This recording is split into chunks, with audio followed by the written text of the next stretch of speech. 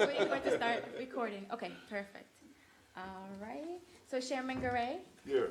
Member Carey, Here. Member Hutchins, Here. Member Kaczynski, Present. Vice Chair Marsh. Here. Okay, good. Let's all stand for the pledge of allegiance.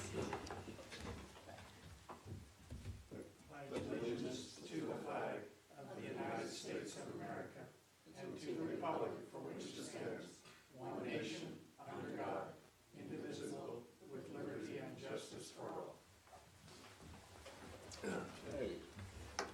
Any commissioner comments? Yeah, I got a couple. I let, No, go no, ahead. you ladies first. No, I don't have any. Oh, okay. Oh, okay. Couple of things. I walk very early in the morning, and I noticed that the street lights are out on Old A1A. They've been out all Yep. summer, which it's at 5:30. It's pretty dark. Yes, we've reported that several times to FP&L, and we've also spoken with their contractor, Davco, and they are working on the issue. However, they have not given us a time frame as to when it will be completed. Yeah, They because won't it could be commit. a little bit dangerous. I mean, people are. We're A well little aware, yeah. Okay, that's good Good. news. Good.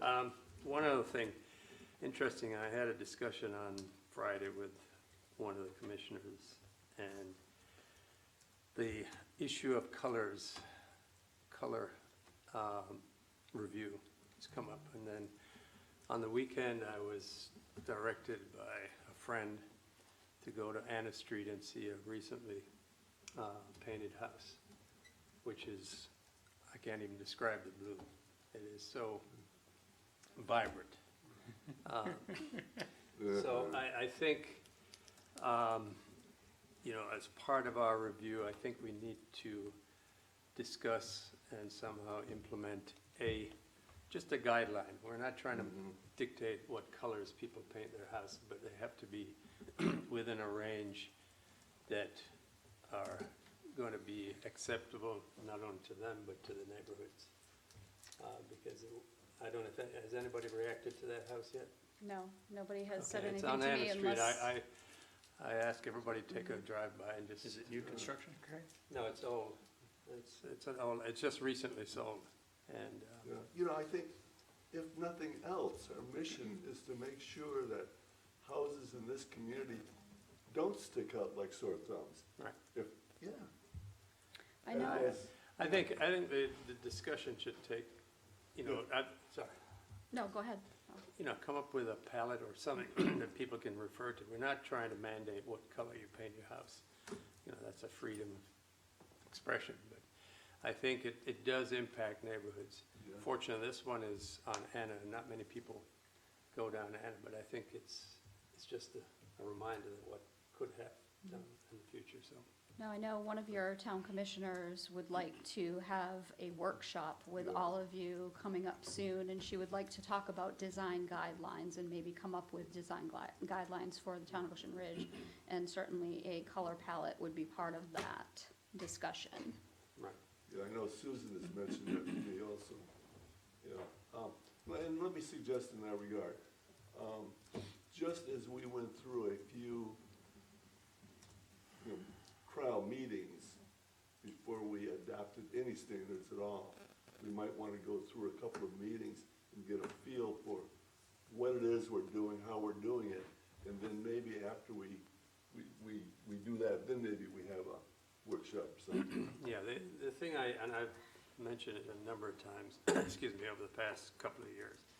I think it's most productive is if we have a workshop with the commission. Definitely. Yes. Instead of us making Back and forth. a motion and then goes and then it's like playing ping pong. Absolutely. I think it's got to be just open, have a good discussion, have the community participate, and keep it totally transparent and open. I mean, I think that's the way.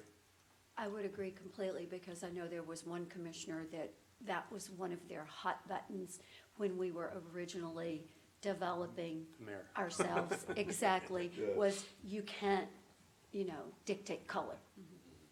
So It's not a it matter would of be, dictating, it's just. I agree. Yeah. I agree with you Commenting 100%. We need a palette. Yeah, compatibility. Right, that's a key word. Thanks. Yes. Yeah. Okay, any other commissioner comments? Yes, Rick? And this is a follow-up to directive we gave several meetings ago when there was an issue about the demolition permits being issued on a few houses before the actual construction permit. Is there anything that we have to do to change the codes or anything in order to make that happen? Or was that something that's within the discretion of staff? And the only reason I ask is staffs change over the years. You know, we set direction, those of us in the room, and a few years down the line, there's different set of people here at the dais, there's different people in the offices, and the same thing repeats. Is there anything in our codes, in our regulations that's gonna control that? Yes, and they need to be strengthened. So staff had briefly talked about it after the Planning and Zoning Commission directed us to look at it, but it was soon dropped, and we looked at other things instead. So we had other priorities. We had sheds, synthetic turf, and all of those, but it is still on our Okay, list. it hasn't dropped off the It has list. not And dropped off the there is list. something more we It just- need to do about It just it. moved down in Okay. priority. Yeah. Yeah, Okay. Thank you. yes. Nothing else, let's move on to the first item on the agenda, which is approval of our September minutes. Any comments regarding the agenda? Revisions, additions? I had a comment on page 1, I think it's just a typo, due to all the fines levied versus fine levies on it, second sentence, under Commissioner's comment. And,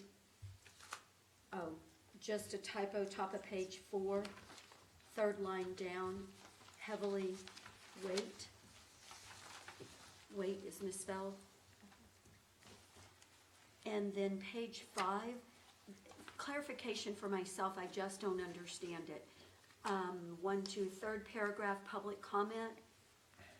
Second sentence, he asked for synthetic turf to not be seen from the rear side as well. Chairman Garay stated for synthetic turf to be seen in the side and rear yard. I didn't understand that sentence. I missed something. It's, Okay, so I'll have to re-listen to the tape and just make sure to Okay, see if there's anything that needs to be changed there. okay, that's all I had. good, well, does that mean that Carla's review of the tape will bring these minutes back to us next meeting, or you'll just go ahead and make? Yeah, you can make the approve changes? as amended, Yeah. so then I'll just go back, listen to the tape, and if anything needs to be changed on that sentence, I'll rechange it and clarify it. Just do it. And then, yeah, so you can approve it as amended. Perfect. Any other comments? Not, motion to approve the minutes is, or Rick, do you have a comment? None. Motion to approve the minutes as stated with the comments that were made. So moved. Second. All in favor? Aye. Aye. Moving on, item number 2, draft ordinance regarding synthetic turf.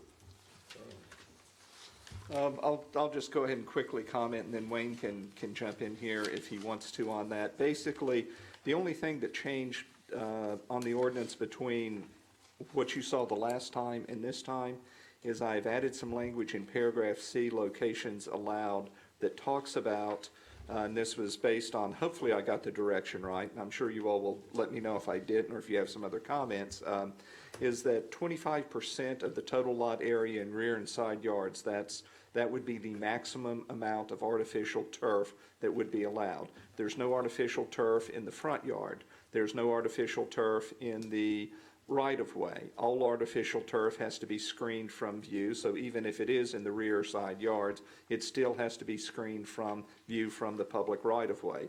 However, the artificial turf in amounts not to exceed 4 inches in width shall be allowed in between paver blocks or similar types of, I guess, blocks or stepping stones, whatever. That amount shall not count toward the 25% maximum. So that was the change that I made. Can I ask you a question? We went to the 25% for these areas for what reason? Because I realize if we said 25% of the total area, then could be a substantial amount of turf. But now we're just saying 25%. Of the total lot area of rear and side yards, not the front yard, just the rear Right. and the side. But I understand what you're saying, and just so I It understand, seems a little restrictive, but maybe that's just me. I don't know, I think this was kind of the direction that was given, Could the be, majority of the direction that was given at the last meeting. I mean, now, when I say total lot area, it's, you know, you're looking at the total lot area. It's not the total pervious or impervious lot area, it's the total lot area. So if they have, you know, generator pads or pools or whatever, Right. then that counts toward the maximum lot area, and then you take 25% of that. That's the way this is written. Yeah, no, So I don't know if that's- you all had understand. another thing in mind, but you can let me know. Your question about generator pads, and I'm assuming the pool area and pool deck would all be included in the Yes. area that, what about the building itself? No. That, Wayne? Because if says you total. bring it to the front of the house, the line, and run it across, because that's where the side yards start, then you're including a pretty big footprint that the 25% is calculated on, and that's, But I think to define, if you go back to the definition of rear yard and side yard, rear yard and side yard is defined as, you know, from the edge of The rear of building, the I building. believe, to the property line. So that alone narrows it down dramatically. Well, not dramatically, but a lot. Yeah, I mean, I don't see where there's a lot of area there, but I don't know. So our 25% includes those areas, and if somebody has a pool, if they have pads for generators or That's air conditioning calculated unit, toward the total. It's the same way that Wayne would So- calculate total lot So we area. would be subtracting those items from, No, No. no, that would be your 25%, and then it would be inclusive of the generator pad or the pool or the patio. That's all 25% for that side and rear. So it makes the number bigger. There's a The bigger number. 25%. so stated another way, the 100% that you calculate the 25% of is the side yard, backyard, inclusive of anything that's there, pervious or impervious. Correct. Swimming pool, deck, Yeah. generator pad, anything, that's the 100%. So your starting point is a Right. limited area Right. to begin with. Yeah. Okay. Mark, you've had a lot of experience in this regard. No, I think it's fine. Okay, good. I have sorry, I always have a comment, don't I? Under the changes that we made in section C, is there any reason to further define the 4-inch strip as a ratio to the overall driveway? I'm just envisioning the law of unintended consequences, so now we've got a 4-inch strip of turf and a 3-inch strip of pavers and a you know what I'm saying? I think we are all envisioning these big blocks of pavers broken up by 4-inch strips, as opposed to a lot of 4-inch strips in a driveway. What if they have a 2x2 paver block, a 2-inch by 2-inch paver block, and then they have the 4-inch strip? Got it, yeah. You see what I'm saying? So you're really getting all your turf and very little, and I know that's not what we're envisioning, because I'm planning to do it on my own driveway, and I know what I'm gonna have big blocks and little 4-inch strips, provided it meets code. But I just don't, law of unintended consequence, right? No, that's an excellent point. I think we may have to inject some criteria where it can't exceed a percentage of the hard surface. Overall driveway.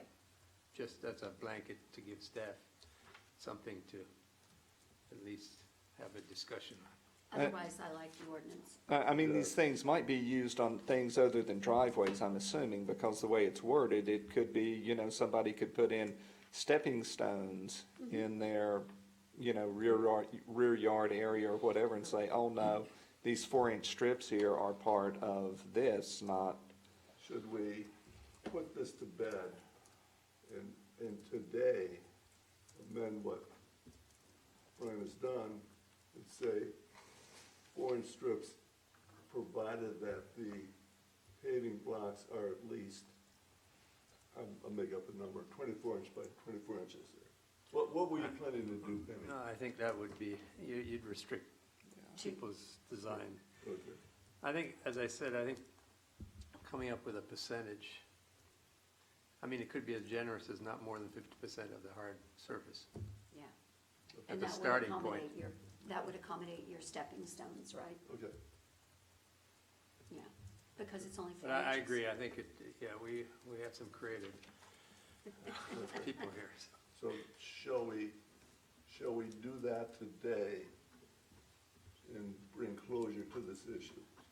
Which is what? I'm fine with that. As written. Or. No, with that 50%. 4-inch strips, so long as that the aggregate of the 4-inch strips do not exceed 50% of the block area. Driving, or driveway, or Or hardscape. walkway. That give you enough direction. I think so. I mean, what we can say is that provided that the turf does not exceed 50% of the walkway or driveway area. Yeah, How does that sound? that sounds Beautiful. good. Perfect. Good, Okay. good. I've actually seen carpeted driveway, shag carpeted driveway. So my mind is wide open. That's crazy. In Golden Beach, Miami, or wherever the heck that place is. Okay, any other discussion on this item? Anything, audience? Take that out of the tape, please. I have a question on the grandfather clause, which is D something, anyway, it's on the third page. And it talks about that it can be replaced up to 50%. And then what happens if 30 days later they want to replace the other 50%? And that's, You know, it looks like there's a pretty big opportunity to keep that indefinitely, unless there's something else about the 50% rule elsewhere in our codes. I mean, and Wayne can probably talk more about this, but that's kind of the way it works on a lot of, especially like legal nonconformities. People go, okay, I'll do 20% now. I'll do another 10% next year. I'll do 20% over this, and they never have to come into complete compliance because that's what the code allows. We're writing the code now. That's Well, why. This is, we could treat like we do with substantial improvement, where we've got it allowed up to a cumulative of 5 years, and we'll look at all the permits that have accumulated over the past 5 years, that you pass that threshold. So that's about the only consistency that we can have across the board. Well, I mean, the life of this is what, about an 8-year life? Is that what's typical of this? Is it possible to only make the grandfather clause run 10 years, 12 years, and after that, we can they have to certainly, comply? I mean, it would just be an amortization, which we've done that in other code areas where we can say, hey, after, you have to make sure that you give them a period of time where the useful life is kind of gone, and then you can say, okay, at this point going forward, you have to comply with their code. Otherwise, you can do the game and never comply. Yeah. It could be there 30 years from now. I'd propose we do 10 years, 12 years, and then the grandfather clause goes away. And what I can say then is something to the effect of, however,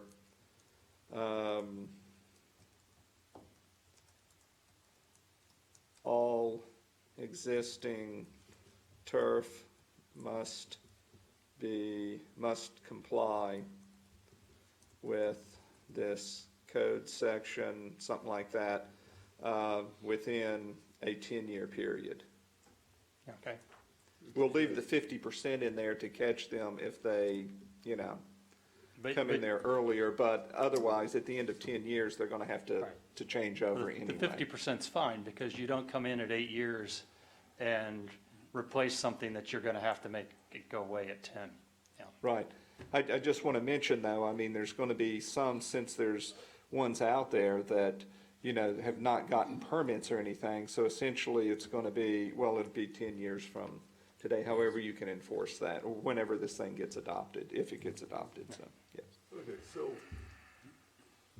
Okay, so we have two amendments on the table right now. One is the strips between the pavers cannot exceed 50% of the total Walkway, driveway area. And the second is, there's a 10-year moratorium on, Well, it's not a moratorium, it's just at the end of 10 years, they must come into compliance with this code. so those would be so far, the two conditions on the table. Okay. Any other conditions? Comments? If not, we have a motion to approve with those two amendments. Do we have to do public comment? Oh, yeah, wow. These guys consider the public, or they're us. No, okay, good, so let's go. So forward. moved. Second. All in favor? Aye. Good. Motion carries. Finally, the ordinance regarding finished floor. That's a Brian thing, I believe. Well, it's kind of Wayne too. I mean, this came up from our town engineer, and I guess Wayne too, where they had realized that the way that our code, when we had modified this in the not too distant past, we were running into, or they came across an issue of where the requirements in the code, the minimum floor elevation that's required by FEMA, Florida Building Code, and other jurisdictions out there, and by our own code, was actually, it had to be higher than what our maximum floor elevation allowed. So therefore, that's the reason for this language, and it was a certain situation, I don't know, with the grade of the road, the lot, with something like that. I don't know if Wayne can describe it, but this thing right here is set to basically clarify that when we do occasionally run across that, my understanding is it's a very rare situation, that then the minimum floor elevation, the way it's described, would be the maximum floor elevation. So they couldn't go beyond, they couldn't, because the maximum's actually lower than the required minimum, so.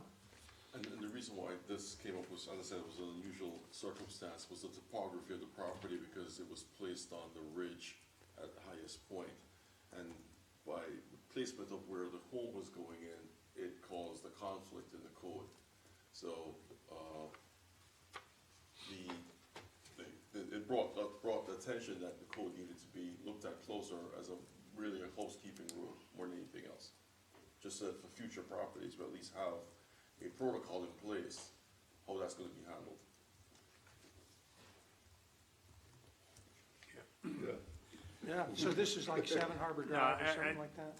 I just want to compliment Wayne here and obviously That's good. Brian, because they're kind of sieving through the code currently to see if there are any of these voids or these loopholes that we have. I think it may seem like we're trying to instill more regulation, but it's really just re-clarifying some of the areas that are a little bit cloudy at the moment.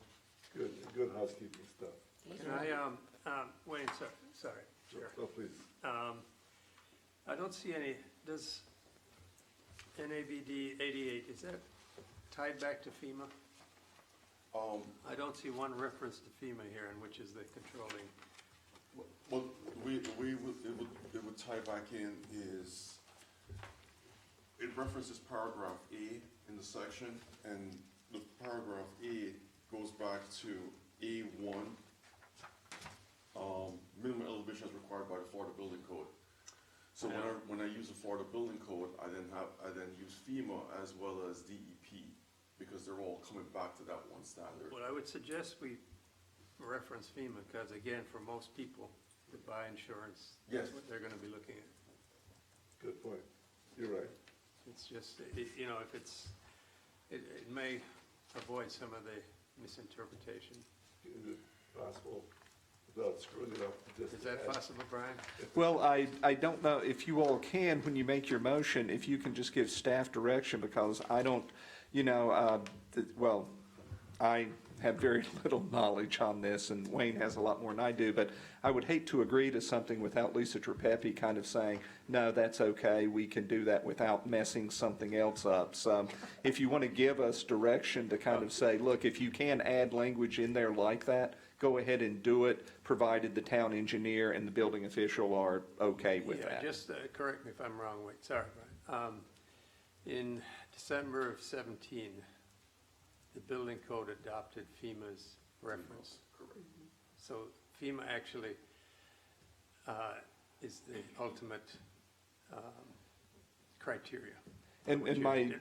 right, and my only concern is, and I think the Florida Building Code kind of, and I don't know if it specifically or just kind of generally adopts all other applicable kind of codes out there, and my concern is that we don't want to call something out specifically, and then somebody would come back and say, well, wait a minute, you called that out, but you didn't call this out, so were you just referring to this, and not, it's one of those scenarios. Well, I'll leave it to you to, I Okay. think it's a good idea to at least reference FEMA, since that is the national reference. In our discussions, that exact thought came up because it was the FEMA maps and how the FEMA maps are applicable, and FEMA maps have different zonings. Correct. V-zone, AE, so on and so forth. In that discussion, we looked at it, and then because the Florida Building Code references those jurisdictions, they also are tied in closer with the floodplain administration. They also tied in to the flood insurance, and the code is trying to be consistent with other agencies. And as Brian is pointing out, because we mentioned the code, the Florida Building Code, we are able to reference FEMA. We are able to reference DEP, and we are reference Department of Health or any other agency that's applicable to the code. Yeah, it's in a good place now, but in the past, all those entities were separate jurisdictional criteria. And I just, Are you still, given the discussion of a moment ago, are you still suggesting that way of, I mean, I'm just saying for anybody reading the ordinance, okay, and, it's an open public document. It could be an insurance agent, it could be a homeowner, it could be a builder, it could be an attorney. No, I think we might be able to stick something in there that, to say Might that, even as much as including FEMA yeah, requirements. yeah. so It doesn't let's- have to direct them, but it just, I think it might clarify interpretation. I mean, we could say, when we make reference to the Florida Building Code, we could say, which currently includes all FEMA, whatever, Lisa Trepepi has, whatever, if there's other agencies out there, which includes their rules and regulations as well, so, something like that, so, okay. So let's condition any motion we make on the words, if possible, and then leave it to the staff to make that final decision, right? I just have one other quick, sorry, I know everybody's trying to get out here, and I'm usually the one trying to get out. On page 2, I guess, subsection C, help me understand this, Wayne, if I can. Second line from the bottom of that paragraph. It's where it discussed except for enclosed areas, which can be constructed at elevations less than 7 NABD. What does that mean? Enclosed can be contained by a wall. In my definition, it could be a covered space, which could be converted to habitable space. I don't know, This was already in the code, that section was already in the code. I know, but you and I know what happened in one project, Yes. so. This really references other grades, as it relates to a deck or any, The word enclosed is Closed. I don't know, except for enclosures, like infrastructure. enclosed can mean just contained, but it also can mean covered. So if I do a little trash area that's 20 by 20, Right. and it's It's not- enclosed and it's not covered. only closed. Later, I want to, I don't know, again, sorry. What's it saying? It says, except for enclosed areas. What is the definition of enclosed? Well, if I can, and once again, I'm just kind of looking at the language here, but I mean, it says, you know, except for enclosed areas which can be constructed at elevations lower than 7 feet in AVD in accordance with subsection 6732B3, which is the paragraph right above it. The paragraph right above it then talks about you can't construct basement garages, porches, or other things, however, that all basement, you know, shall have a minimum higher than the 7 Okay, feet. I So, may be seeing, I agree, it's, and so the way I'm kind of looking at it is the way that, you know, if the language above allows an enclosed space for some reason, whatever it is, that is lower than that amount, then we're just, the way once again, I'm kind of looking at it, but we probably need to ask Lisa Trepepi that as well. Why is that, that this would allow, that this would accommodate that? And This, and So could you restate then what our approval would be conditioned on in this respect so that we're clear? well, actually, I mean, if you read further down, and notwithstanding the foregoing, all garages or other enclosed areas used solely for parking vehicles, building access, or storage below can be constructed at elevations lower than 7 feet, provided the enclosed areas, entry, exit. That's what it's allowing right there.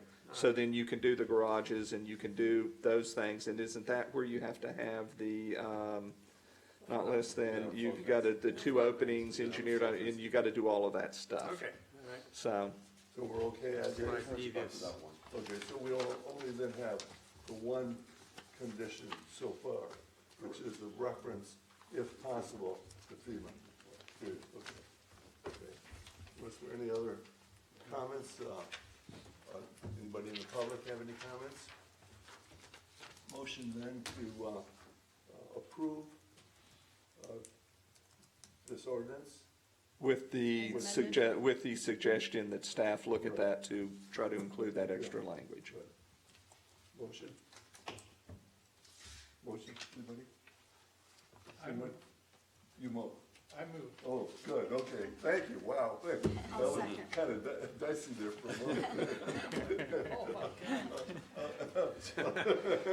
Are you enjoying yourself so much?